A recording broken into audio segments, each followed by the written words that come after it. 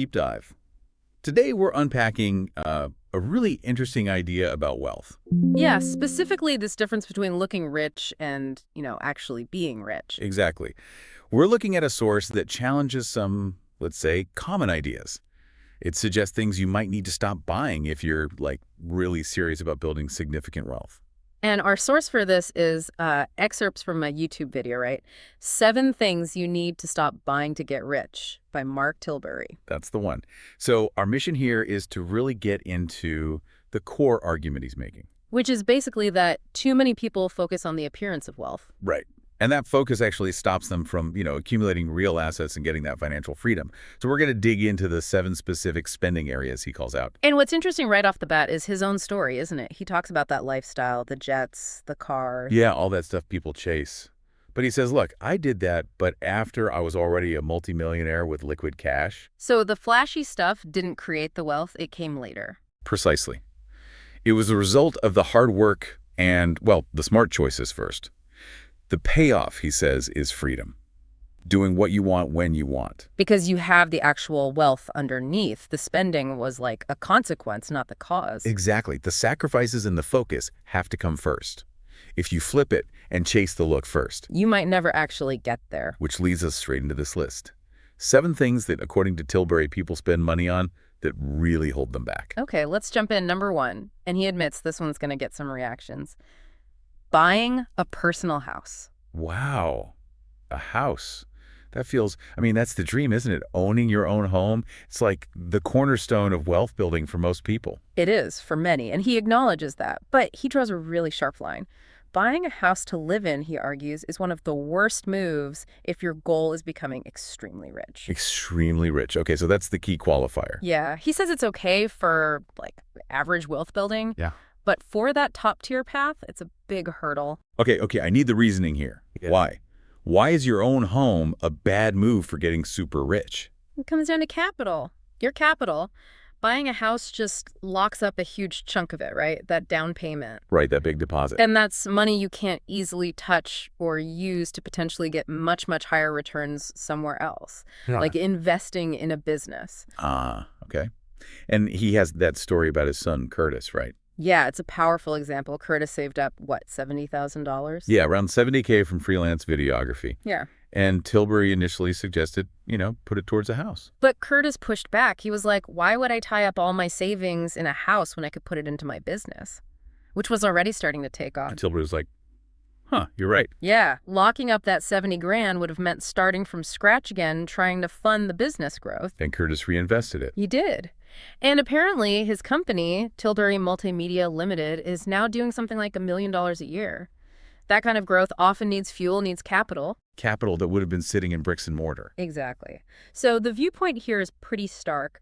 Look at your home purely as an investment. And from that lens, for extreme wealth seekers, it often underperforms other options because it ties up that crucial capital. Okay, but just to clarify, he's not saying all property is bad. No, he distinguishes it. Buying a rental property, that generates income. Or house hacking, renting out rooms. Those are different. Those can be smart investment strategies. Right, because they produce cash flow. And what about the rent is wasted money argument? He counters that. He argues the potential return you could get by investing that down payment money elsewhere could far outweigh the rent you pay over the same time. Interesting perspective. He also mentioned something about it being easier back in the day. Yeah, a quick mention that maybe buying property with less money down was easier for older generations, so the capital lockup wasn't quite as severe. Okay, definitely a challenging idea. So that's the big one, the house. But it's not just big purchases, is it? He talks about smaller stuff, too. Point 2, the latest tech. Oh yeah, he's pretty blunt on this one. He basically says, nobody really cares if you have the newest iPhone or Apple Watch. Okay, maybe a slight exaggeration, but I get the point. It's about upgrading just because it's new.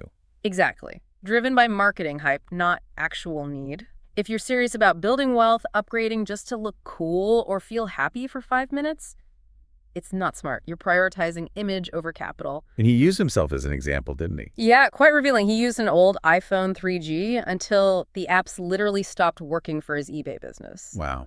And even then, he only upgraded to an iPhone 4. Meanwhile, his son had, like, the success, So he saw it purely as a tool. purely a business tool, not a status symbol you constantly need to refresh. Got it. So for Tech Dot, focus on utility, what it actually does for you. Yeah. Don't get sucked into the upgrade cycle just because it's new. Use tech to serve your goals.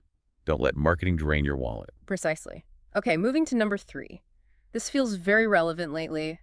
Investments you don't understand. Ah, yes, the classic fear of missing out investing. FOMO. Totally. He points out how, like, during the pandemic, loads of people just jumped into things without really knowing what they were doing, just hoping it would go up. Which he calls, A terrible idea. His core message is simple. Investing demands knowledge. you need to understand the actual thing you're buying. Yes. Whether it's stocks, the market, how Wall Street works, even the trading tools.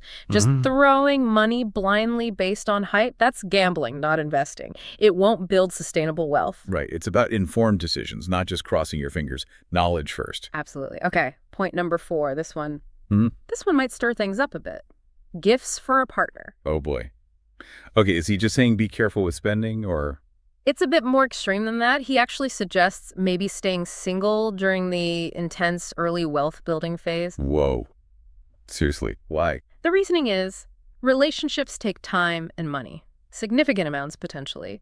And that time and money, he argues, could otherwise be plowed back into yourself, your business, your investments, building your empire, as he puts it. Okay, and there was that anecdote, the 4-week rule. Yeah, pretty stark. He said back in his teens, early 20s, if he met someone and knew pretty quickly it wasn't the one, he'd limit dating them to 4 weeks max. Why 4 weeks? He framed it partly as being kind, letting them move on, but also explicitly to avoid hitting the point where gift giving becomes an expectation. Usually doesn't happen that fast. Wow, that's strategic. What about the actual costs he mentioned? He got specific, like average Valentine's gift, maybe $103. Then minimum $100 each for birthdays, Christmas anniversaries, maybe another $15 a month for flowers. That's $180 a year. You're already looking at, what, over $580 a year? Before dinners, trips, surprises? Exactly. And when you're trying to reinvest every single spare dollar in those crucial early years, that adds up fast. Did he make any exceptions? He did make a distinction. Gifts for a future wife, he saw that as an investment in their shared future. But anything else while you're in that hardcore building phase, from his purely financial perspective, it was a waste of resources. So the takeaway is, relationships can be costly distractions when your focus needs to be laser sharp on accumulating wealth early on. Time and money better invested elsewhere in that phase. Definitely a focused viewpoint. A very focused, perhaps controversial viewpoint, yeah. Yeah. Okay, number 5. Buying a new car. Right. This feels more familiar. We hear this a lot. New cars depreciate. He calls it a silent wealth killer. And yeah, the reason is exactly that, depreciation, especially in the first few years. It's another example of choosing consumption, that new car smell, the features over building assets. And he had some math to illustrate it, right? Yep, a $25,000 car, maybe you put down $3K, get $1K trade-in, finance the rest. You're paying, say, $382 a month for 5 years. Okay. But the car loses maybe 22% of its value in year 1, and over 5 years, maybe 55%. Ouch. So halfway through paying for it. You're losing around $400 a month, effectively, because the car's value is dropping faster than you're paying off the loan principal. That money's just gone, evaporated, a constant hit to your net worth. So what was his approach instead? He said he didn't buy a new car until he was about 35. Before that, used cars, typically 5 years old. He mentioned things like Ford Escorts, Peugeot 206s, Ford Focuses. Cars that had already taken the biggest depreciation hit. Exactly. The first owner absorbed that huge initial loss. He said those used cars maybe lost less than 15% while he owned them. Much, much less painful financially. Did he say why he eventually bought new at 35? Yeah, it was an exception. For his wife, who needed a reliable car for high mileage, he decided prioritizing her safety outweighed the financial hit in that specific case. Makes sense. Yeah. So the lesson, new cars are generally a bad deal for wealth builders because of depreciation. Buy used, let someone else take the big hit. Much smarter. Definitely. All right, point 6, impulse items. These are the little things, right? The small leaks that sink the ship. Pretty much. He argues that if you can't control these impulse buys, you basically can't become the disciplined person needed to build serious wealth. It's about self-control. And he broke it down into types, like stuff on sale. Yeah. Be wary of sales. Often, he says, the discount isn't real. Maybe the price was jacked up first. Or it's just low-quality stuff they need to shift. You got to see past the sale sign and ask if you actually need it. Okay, what else? Designer clothes. His age-old nemesis, he called it, before he changed his ways. He's not against quality clothes that last, but designer labels, often just hype, he argues, bought to impress others, not necessarily better quality, pure-looking rich behavior. Right. Then entertainment subscriptions. That feels very current. Totally. We have so many now. Netflix, Disney Plus, all of them. The cost adds up. His suggestion: rotate them. Sign up for one, binge watch what you want, cancel. Move to the next. Saves money, maybe even time. Interesting tactic. Yeah. And finally, extended warranties. Often a scam, in his view. High profit for the seller. Like on an iPhone, it might last 2 years anyway. The warranty often just covers 1 extra year. By then, you might have lost the paperwork or sold the phone. So the big picture on impulse stuff is, These individual buys seem small. A sale item, a subscription, a warranty. But add them up over time. It's a significant drain. Money that could be working for you. Controlling these hype-driven, non-essential buys is key.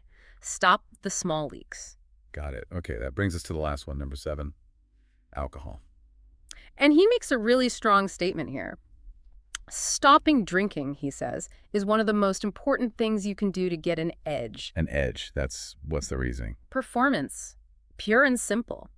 He believes alcohol tanks your physical and mental performance. Slows down your brain, as he puts it.